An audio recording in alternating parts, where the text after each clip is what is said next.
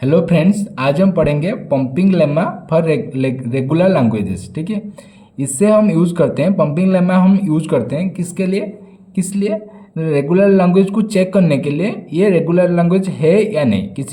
किसी भी टर्म को या कुछ भी हम रेगुलर लैंग्वेज ये है या नहीं, इसको हम चेक करने के लिए यूज़ करते हैं। ठीक है, इसके लिए हमें ये 3 रूल समझ में आना चाहिए। ठीक है, तो पहला बोल रहा है कि पहले हम ये समझो कि W जो होगा, जो स्ट्रिंग होगा वो n से बड़ा होगा। मतलब स्ट्रिंग का जो जितना भी नंबर होगा, जितने नंबर ऑफ स्ट्रिंग होगा वो n से बड़ा होगा और इक्वल होगा। और W को हम XYZ फॉर्म में लिखेंगे। तो जब हम क्वेश्चन करेंगे तो अच्छे से समझ में आ जाएगा। तो अगर पहला रूल बोल रहा है कि हम I को 0 से बड़ा लेंगे और उसको हम XY⁻I Z, जब हम इसको पंप करेंगे तो क्या करेंगे, I को इधर लिखेंगे। ठीक है, इधर लिखेंगे और I को हम जितना लेंगे तो उसको उतना ही, मतलब अगर I को 2 लिए तो XY²Z, अगर 3 लिए तो Q, ये बोल रहा है। ठीक है, और Y greater than 0, मतलब Y का जितना भी वैल्यू होगा, ठीक है, तो 0 से बड़ा होना चाहिए। और XY का जितना भी वैल्यू होगा वो n से छोटा या उसका इक्वल होना चाहिए, इतना ही बोल रहा है। तो इसको याद रख लो पहले। तो क्वेश्चन दिया हुआ है कि prove that a⁴n b⁴n is not a regular language using pumping lemma. ये प्रूव करो ये रेगुलर लैंग्वेज नहीं है। तो क्या करना है, पहला काम हमें क्या करना है, a⁴n b⁴n। तो हम अगर n को 5 लेंगे, इफ़ n = 5, देन हम क्या कर लिखेंगे, तो then we take a⁵ b⁵ हम कुछ भी ले सकते हैं। मैं ले रहा हूँ if n = 5।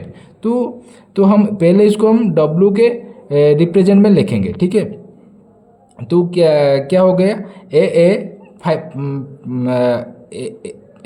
5a और 5b लिखेंगे।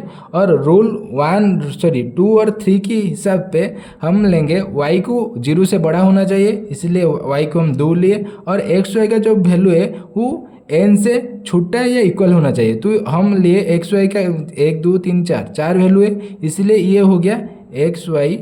तो हम ऐसे लिखेंगे कि W को हम रिप्रेजेंट करेंगे तो वैल्यू के हिसाब से, मतलब रूल के हिसाब से। रूल बोल रहा है कि y हमेशा >0 होना चाहिए। तो y की ऐसे लो कि जो भी वैल्यू होगा, जो जितने नंबर भी y होगा वो 0 से बड़ा होगा। तो इसलिए मैं 2 ले लिया कि 2y ले लेते हैं, 2a ले लेते हैं, उसको हम y रिप्रेजेंट कर दिए। ठीक है, और हो गया x को हम 2 ले लिए, तो xy >n मतलब n हो गया 5, तो xy 4 है, तो ये हो गया, ये भी सही है।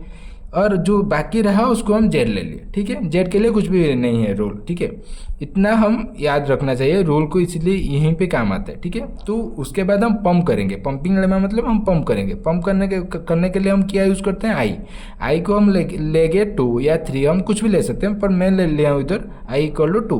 Then as per the rule हमें कैसे रिप्रेजेंट करना है, XY⁻I_Z। इधर y कितना है, y है a², तो हम 2 ले लिए तो y⁴ हो गया। तो चारों a यूज होगा, तो x हो गया, x में कितना है 2 है, y में 4 है और z में 5 भी, ये हो गया। इसको हम जब लिखेंगे तो क्या होगा, a⁴x हो गया a², y हो गया a⁴, हाँ, और ये हो गया ab⁵, ये हो गया x, ये हो गया y, ये हो गया z। तो हम जब इसको लिखेंगे अच्छे से a7b5, ये क्या हो रहा है, नॉट रेगुलर लैंग्वेज। क्योंकि हम लिए थे a⁵ b⁵, पर तो ये आ रहा है ये इसलिए ये नहीं है, नॉट रेगुलर लैंग्वेज है। हम प्रूव कर दें कि it is not a regular language. Okay, इसी तरह की हम यूज़ करते हैं पंपिंग लेमा। अगर आपको समझ में आ गया तो लाइक करो, अगर नहीं आया है तो किधर नहीं आया उसको कमेंट करो, हम अच्छे से फिर एक बार अपलोड करेंगे। ठीक है, थैंक यू।